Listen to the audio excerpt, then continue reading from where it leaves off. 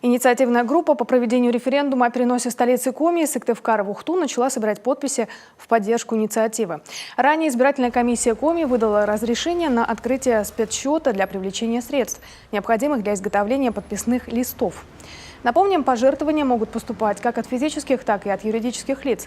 Инициативная группа должна собрать 13 705 подписей жителей республики в поддержку инициативы проведения референдума.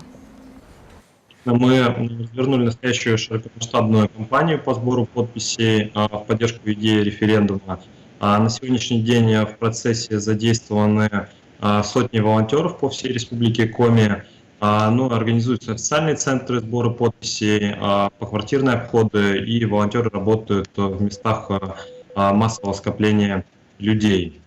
Также сейчас активно прорабатываем вопрос с администрациями торговых центров крупных, для того, чтобы волонтеры могли осуществлять свою деятельность и на их территории.